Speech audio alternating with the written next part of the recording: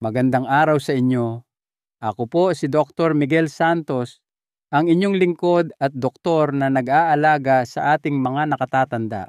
Naranasan nyo na ba yung pakiramdam na sa bawat kagat ng isang matamis na prutas, tila tumataas ang inyong blood sugar? Malamang nasabihan na kayo na iwasan ang anumang matamis, lalo na ang mga prutas kung kayo ay may diabetes. Pero paano kung ang payong iyon ay isa lamang karagdagang pag-iingat? Imbes na magpataas ng blood sugar, ayon sa mga bagong pananaliksik, ang ilan sa mga pinakasikat na prutas, yung mga linggo-linggo niyong nakikita sa suking tindahan, ay sa katunayan nakapagpapababa pa nito. Dalawang napakatamis na prutas na madalas binabaliwala ng mga may diabetes ang maaaring makatulong na mapanatili ang normal na antas ng blood sugar at bawasan pa ang biglaang pagtaas ng insulin. Ang mga prutas na ito ay mura madaling mahanap sa mga pamilihan at natural na matamis. At dahil dito, marami sa mga may diabetes at maging sa mga nagbabawas ng timbang ang agad-agad itong hinuhusgahan.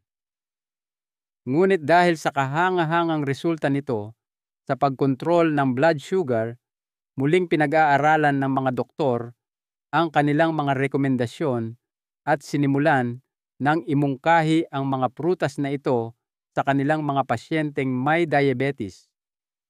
At ipapakita ko yan sa inyo ngayon. Ano ang mga prutas na ito at bakit kaagapay sila ng inyong katawan sa halip na maging kalaban?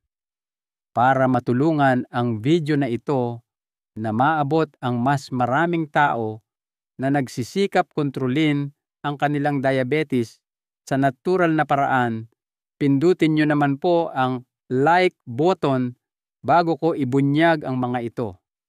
Dahil walang sino man ang dapat makaramdam na nag-iisa sila sa kanilang pinagdadaanan.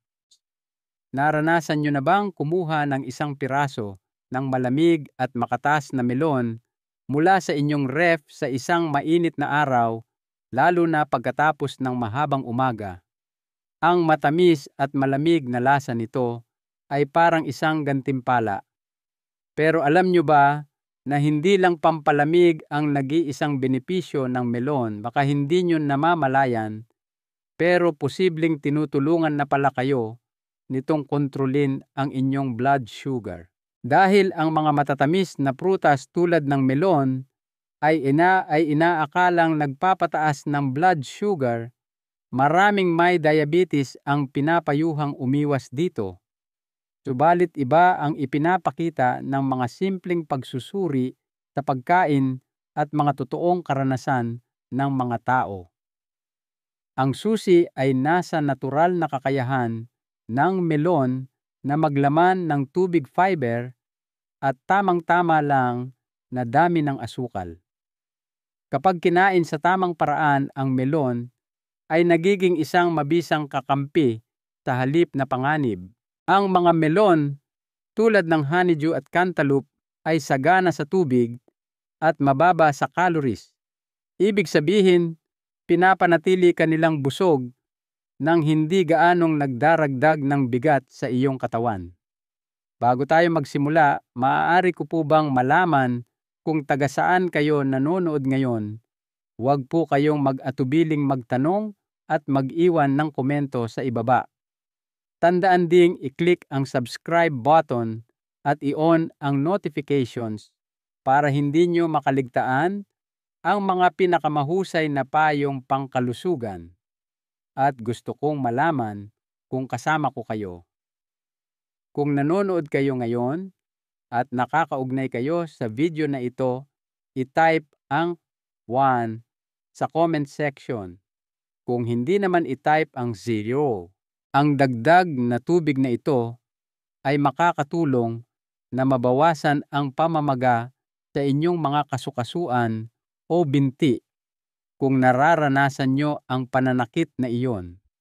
Ang mga prutas na mayaman sa tubig ay tumutulong sa pagsuporta sa ating mga bato o kidney at sa pag-alis ng mga hindi kanais-nais na substance sa katawan.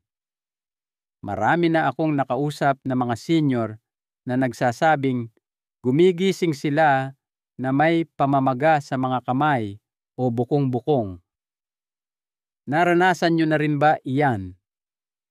Ang pagsasama ng melon sa inyong karaniwang almusal ay maaaring isang maliit na pagbabago na may malaking epekto. Subukan ang isang maliit na mangkok ng pinalamig na melon na may kaunting budbod ng cinnamon sa halip na kumuha ng cereal o tinapay. Baka pasalamatan kayo ng inyong mga kasukasuan at napakasarap pa nito. Ngayon, ang bahagyang dehydration na karaniwan sa mga nakatatanda ay maaaring sanhi ng panunuyo ng inyong mga labi o balat. Tumutulong din ang melon dyan. Nagbibigay ito ng hydration mula sa loob dahil binubuo ito ng higit sa 90% na tubig. Ito ay maaaring makatulong sa panunaw, pagiging elastiko ng balat at maging sa mga simpleng sakit ng ulo na dulot ng dehydration. At para malaman nyo kung tatapusin nyo ang panonood ng video na ito, ipapakita ko sa inyo kung paano madaling isama ang melon sa isang karaniwang sangkap sa bahay na lalo pang nagpapababa ng pagtaas ng blood sugar. Malamang meron na kayo nito sa bahay, mura at madali lang. Kaya huwag kayong aalis. Dapat nyong subukan ito ngayon din. Bukod pa rito, ang fiber sa melon ay banayad, ngunit epektibo para sa mga taong may constipation o nakakaramdam na bumagal na ang kanilang panunaw habang nagkakaedad. Hindi nyo kailangan ng magaspang na fiber. Ang malambot na suporta ay mas mainam para sa inyong katawan. Makukuha nyo yan sa mga melon, lalo na kung dahan-dahan at paunti-unti ninyo itong kakainin.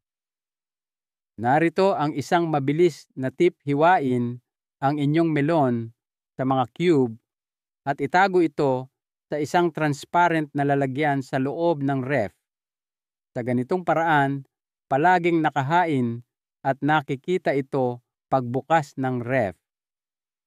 Mas malamang na kumain tayo ng masustansyang pagkain kapag ito ay madaling kunin. Ano po ang paborito niyong klase ng melon? Sabihin nyo sa comments kung gusto nyo ang honeydew o cantaloupe. Naiintindihan ko na marahil ay nag-iisip kayo kung masyadong matamis ang melon para sa isang taong may diabetes. Ngunit iba ang natural na tamis na galing sa kalikasan kumpara sa industrial na asukal. Ang asukal sa melon ay balanse ng tubig at fiber, kaya mas madali itong maabsorb ng inyong katawan. Ang mahalaga ay hindi ang tamis, kundi ang balanse na nagtataguyod ng inyong kalusugan. Ayon sa ilang manonood, ang pagkain ng melon sa hapon ay pumipigil sa kanila na kumuha ng soft drinks o pastries. Malaking pagbabago yan. Isang panalo kapag ang isang masarap na prutas ang pumalit sa isang mapanganib na ugali. At ibahagi nyo naman sa comments kung may katulad kayong karanasan sa isang maliit na pagbabago na naging malaking tulong. Baka maka-inspire pa kayo ng iba ngayon. Pag-usapan naman natin ang pananakit ng paa. Maraming taong may diabetes ang nakararanas ng pananakit ng paa, lalo na sa pagtatapos ng araw. Nakakatulong ang melon na bawasan ang pamamaga sa pamamagitan ng pag-hydrate sa katawan, bagamat hindi nito ganap na lulunasan yon. Mas madaling mag-relax ang inyong mga kalamnan at kasukasuan kung mas sapat ang tubig sa inyong katawan. Malaki ang maitutulong ng pagdaragdag ng stretching. Pwede nyo ring i-blend ang melon para maging smoothie. Makakagawa kayo ng isang nakakapresko at nakapagpapanumbalik lakas na inumin na lasang tag-araw sa pamamagitan ng pagdaragdag ng kaunting pipino at mint. Huwag lang magdagdag ng asukal. Hayaan ang prutas na magbigay ng sarili nitong tamis. Ang ganitong uri ng inumin ay maaaring maging partikular na nakapagpapasigla kung nakakaramdam kayo ng paninigas ng katawan o pagkapagod kamakailan. Narito ang isang ideya para sa nakaka-relax na merienda. Sa gabi, mga hiniwang melon na may ilang sariwang dahon ng mint at isang patak ng katas ng sariwang dayap. Ito ay magaan at nakakakalma, ngunit parang dessert na rin. Maraming nakatatanda ang may problema sa pagtulog at ang kombinasyong ito ay hindi magdudulot ng kabag sa gitna ng gabi. Subukan nyo at balitaan nyo ako sa inyong karanasan. Kahit na tulog kayo ng maayos, naranasan nyo na ba ang isang araw kung saan parang hinihila nyo ang inyong mga paa at mabigat ang pakiramdam ng inyong katawan? Ang dehydration at mahinang sirkulasyon ay maaaring maging sanhi ng matamlay na pakiramdam na yan. Pinapabuti ng melon ang sirkulasyon at enerhiya sa pamamagitan ng pagdadala ng tubig at mineral tulad ng potassium sa inyong katawan. Maraming senior ang hindi nakakakuha ng sapat na magnesium na matatagpuan din sa maliit na halaga sa melon. Pinapabuti ng magnesium ang mood, kalidad ng pagtulog at maging ang pamumulikat ng mga kalamnan. Kaya ang pagkain ng melon ay higit pa sa isang merienda. Unti-unti, binibigyan nyo ang inyong katawan ng banayad na tulong. At saka ang melon ay perpektong baon kung mahilig kayong maghardin o lumabas ng bahay. Nagbibigay ito ng enerhiya ng walang crush, nakakapresko at hindi madumi kainin. Pagkatapos ng isang lakad sa ilalim ng araw, ilang kagat lang ay makakatulong na palamigin ang inyong sistema. Madalas nating nakakalimutan ang ganoong uri ng pag-aalaga sa sarili. May nagtatanong, pwede ba akong kumain ng melon araw-araw hanggat binabalanse nyo ang inyong mga pagkain at pinapakinggan ang inyong katawan? Oo naman.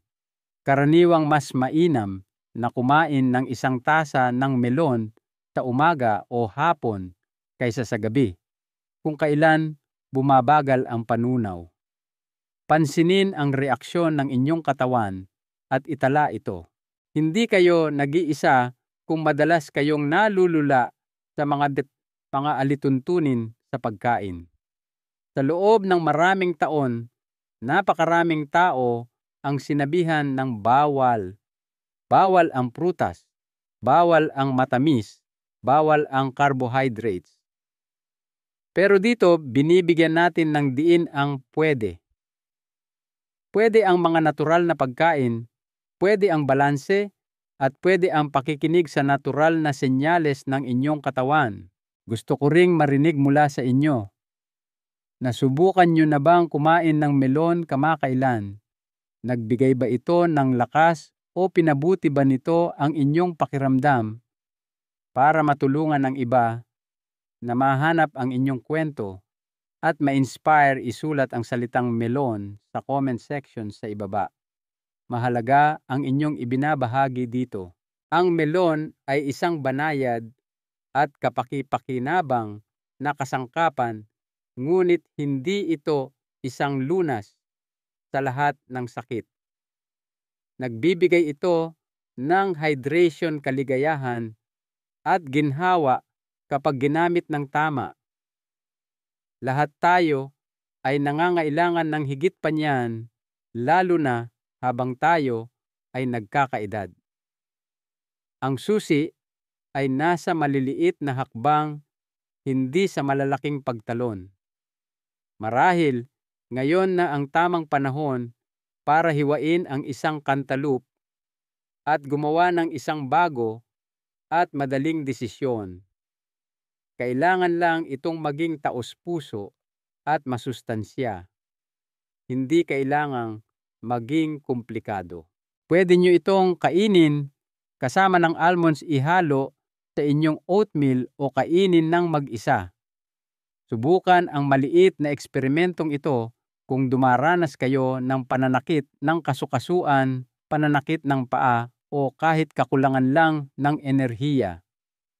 Tingnan kung ano ang mararamdaman nyo pagkatapos kumain ng melon araw-araw sa loob ng 5 araw.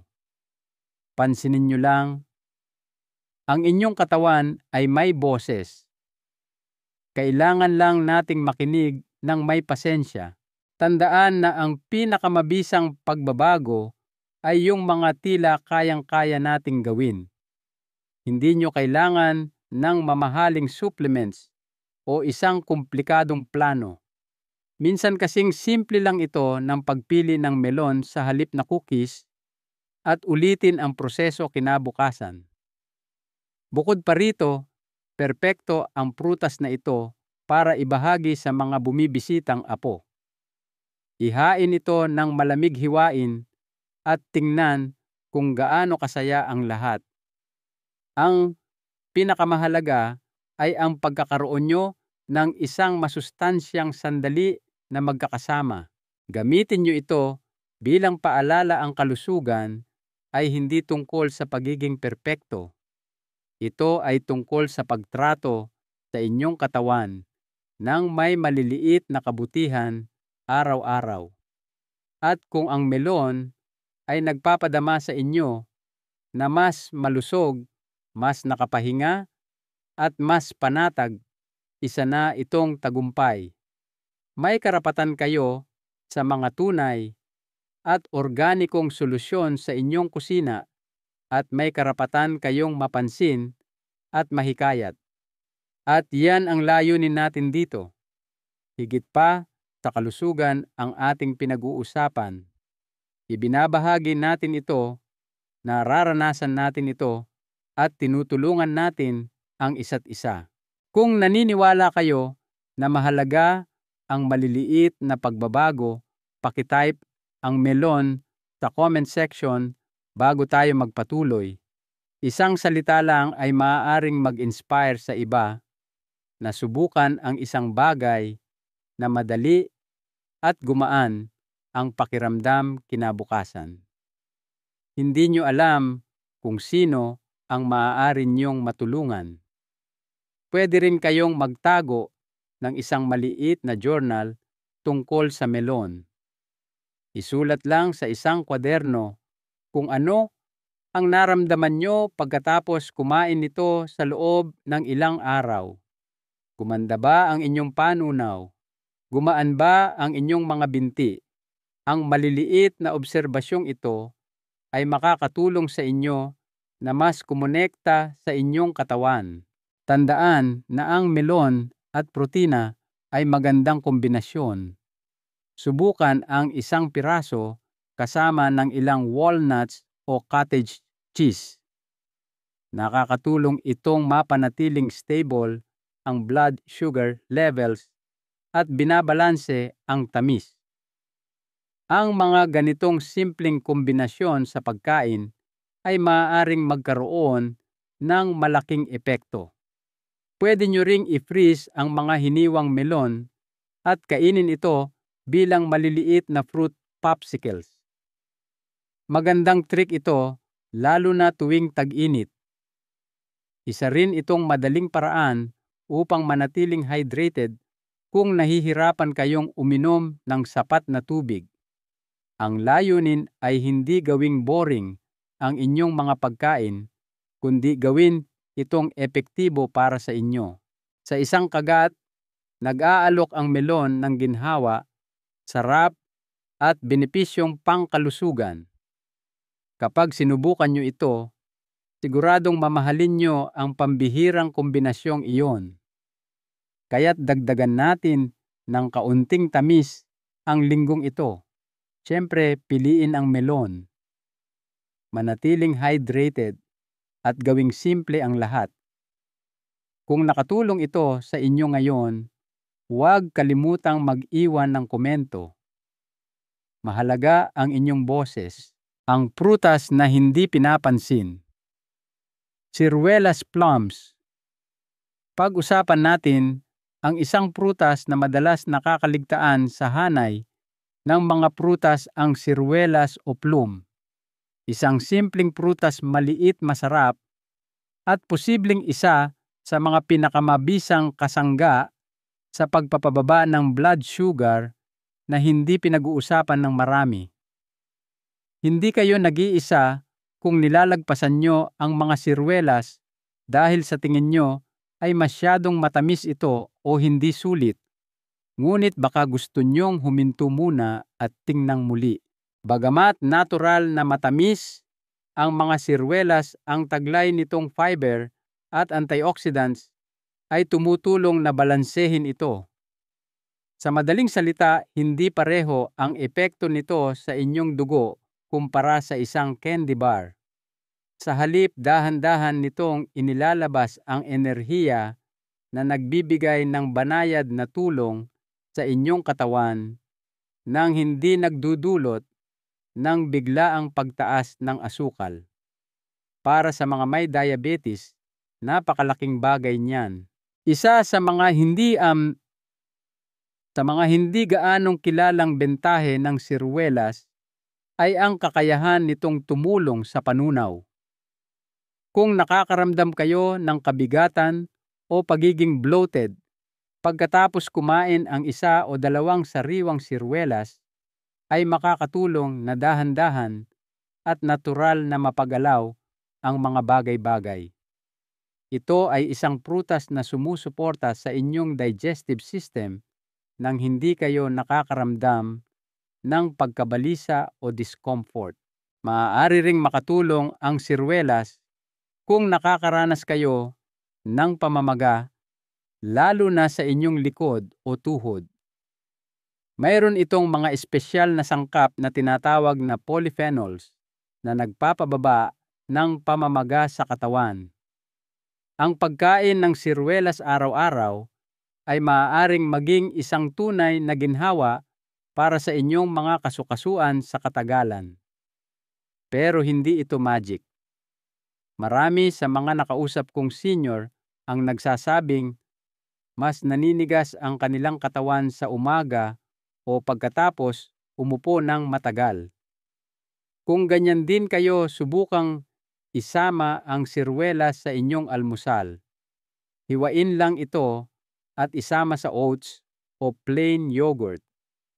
Nagdaragdag ito ng kulay, lasa at pagmamahal sa inyong umaga, kasama pa ang dagdag na benepisyo ng fiber at antioxidants.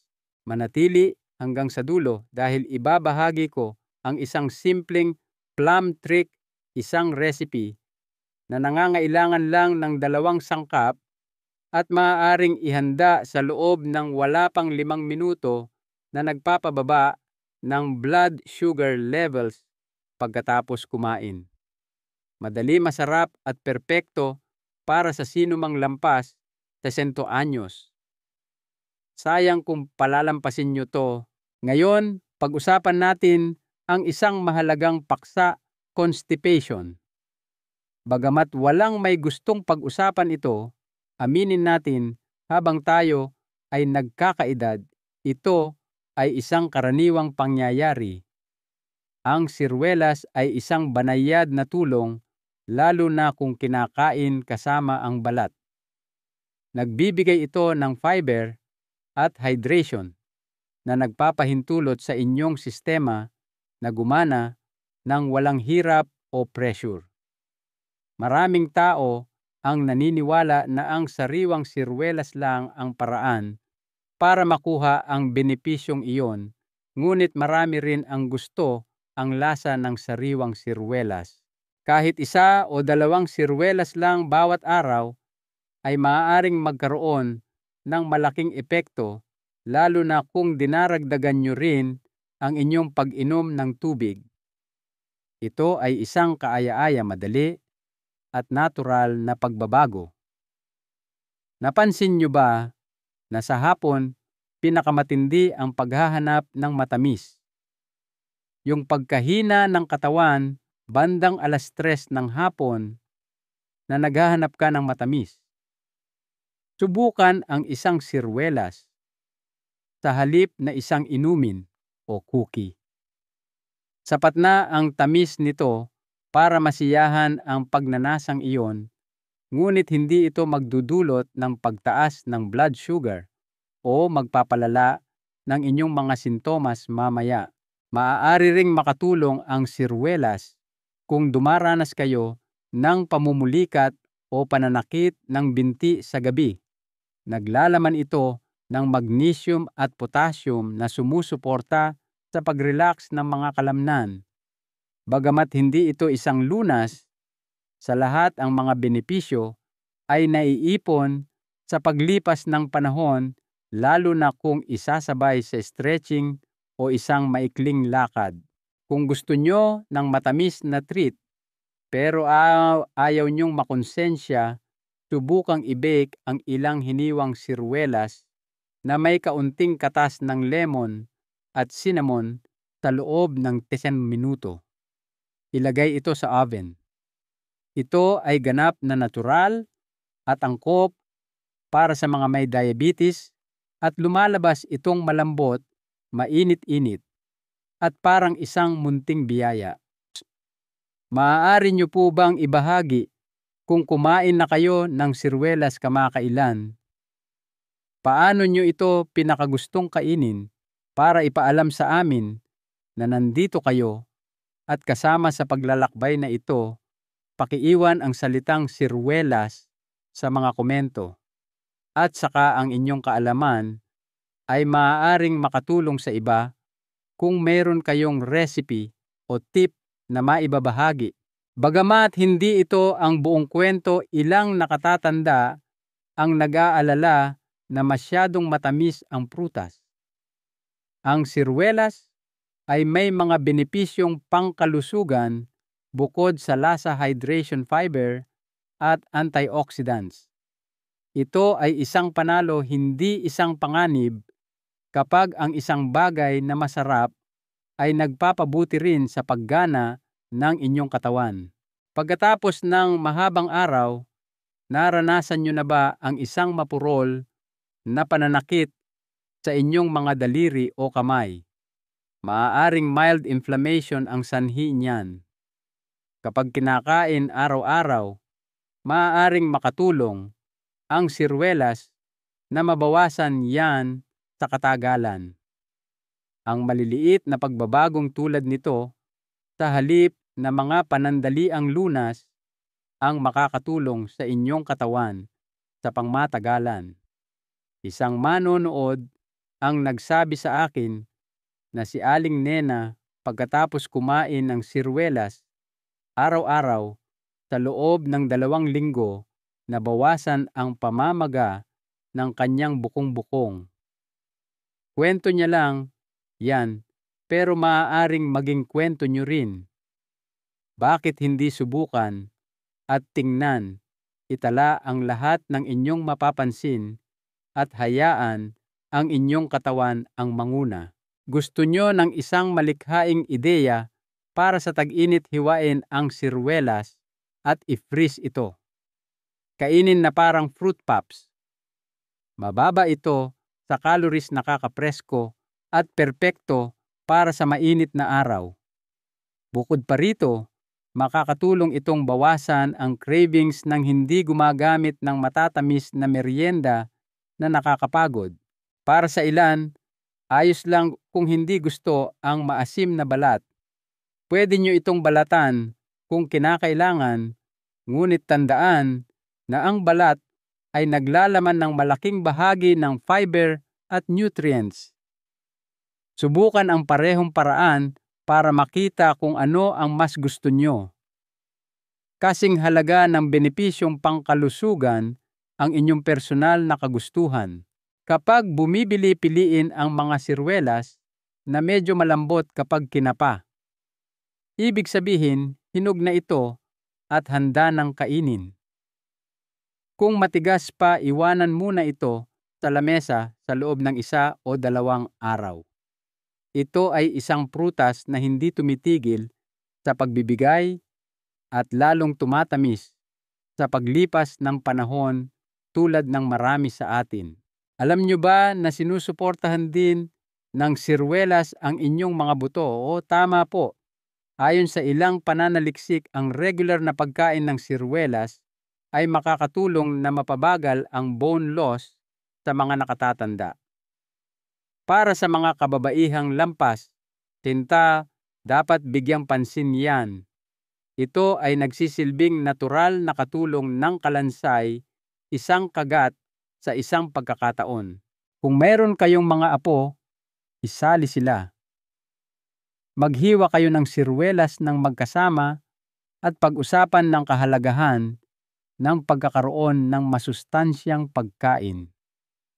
Ito ay isang pagkakataon para magbanding at kapag ang mga bata ay nakakaramdam, nakasali sila, masisiyahan silang tumikim ng iba't ibang prutas. At kayo naman, nagtatanim kayo ng isang buto na mananatili magpakailanman.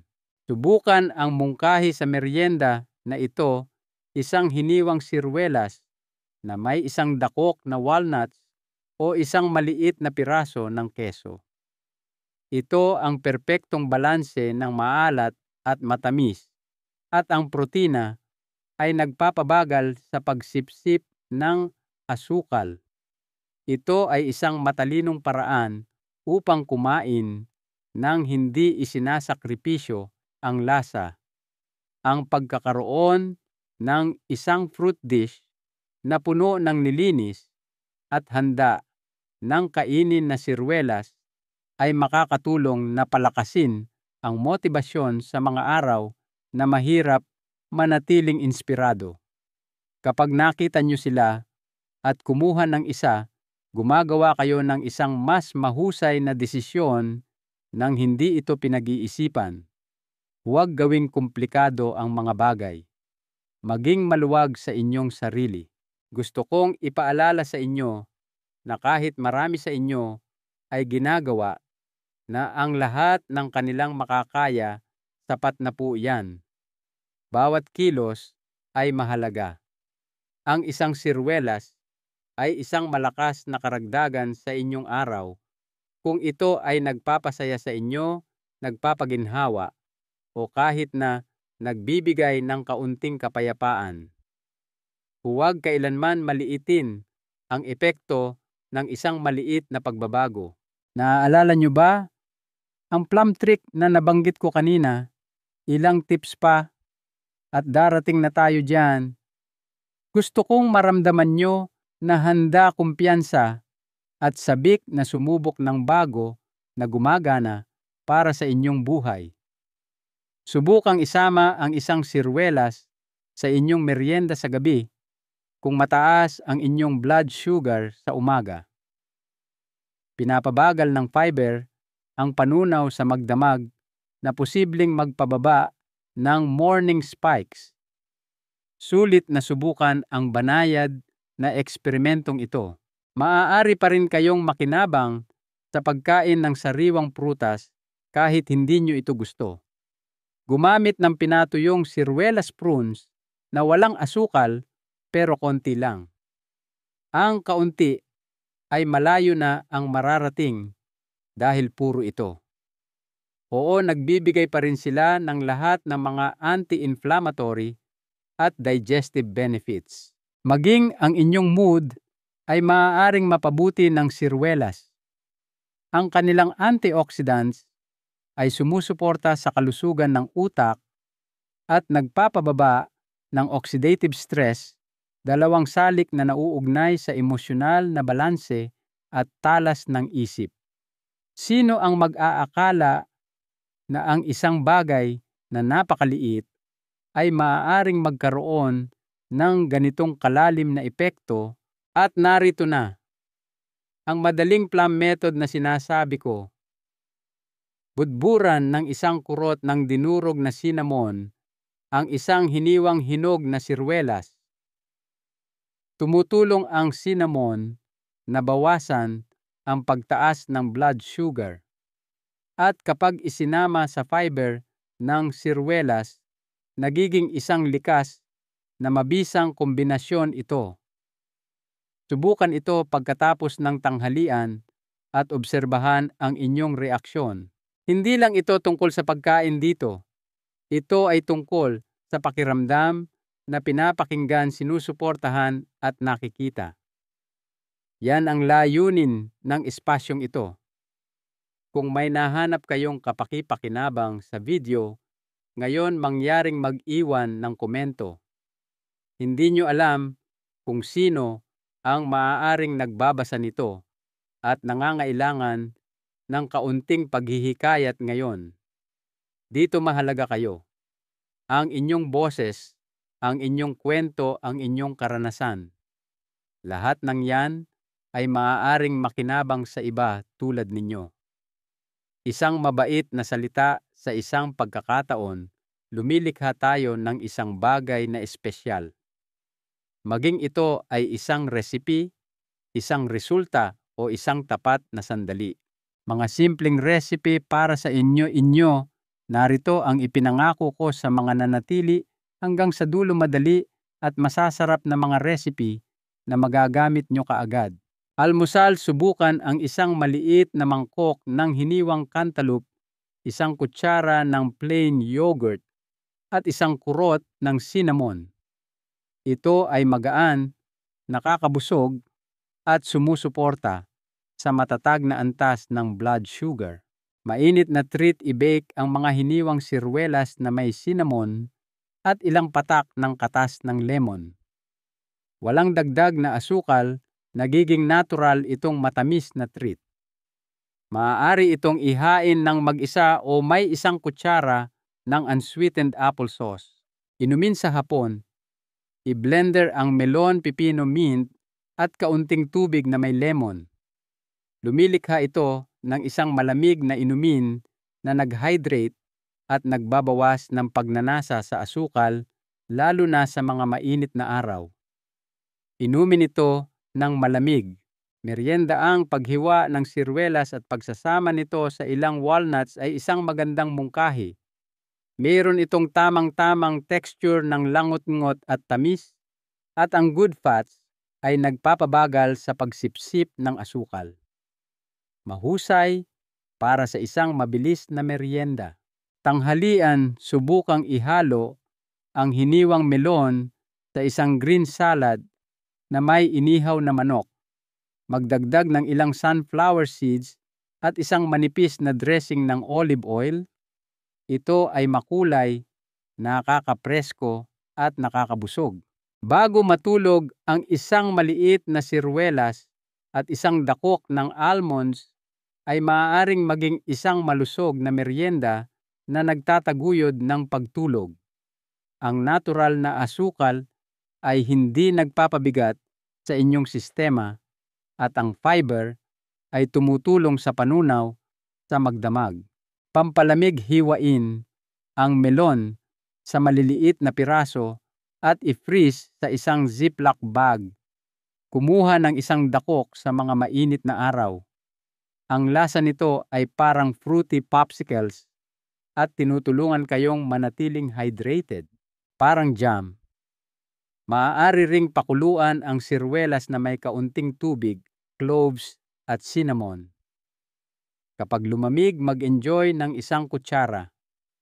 Gumagana ito na parang masustansyang jam at maaaring ipahid sa whole grain na tinapay. Snack box. Para sa isang madaling dalhin na merienda, pagsamahin ang mga hiniwang melon, sirwelas at ilang piraso ng string cheese o mani. Ilagay sa ref at kainin sa pagitan ng mga pagkain. Espesyal na melon. At gustong-gusto ng maraming manonood ang trick na ito, hiwain ang melon, patakan ng katas ng dayap at budburan ng sea salt. Ang kombinasyon ng matamis at maalat ay gumigising sa inyong panlasa at nagbibigay ng pakiramdam na espesyal ng walang anumang guilt.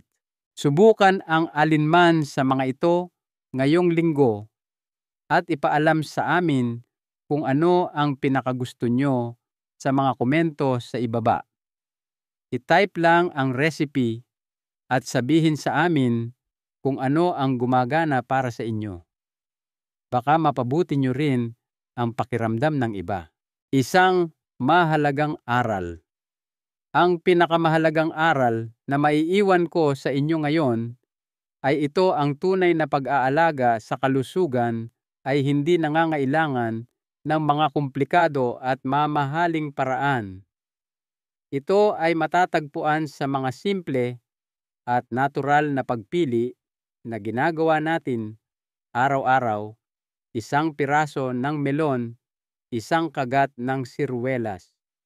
Ito ay tungkol sa pagiging mabait sa ating katawan at sa pakikinig sa kung ano ang tunay na kailangan nito.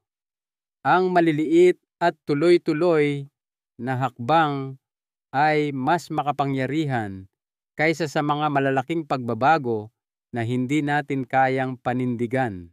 Ating panawagan: kung nakatulong sa inyo ang ating pinag-usapan ngayon, huwag po kayong mag-atubiling mag-iwan ng komento sa ibaba. Ang inyong karanasan at kwento ay maaaring maging inspirasyon sa iba. I-click na rin po ang subscribe button para hindi kayo mahuli sa ating mga susunod na payong pangkalusugan, at pakishare na rin po nito sa inyong mga kaibigan, kapamilya o sino mang sa tingin nyo ay makikinabang. Tandaan, sa ating paglalakbay tungo sa mas mabuting kalusugan, walang dapat maiwan. Magtulungan po tayo.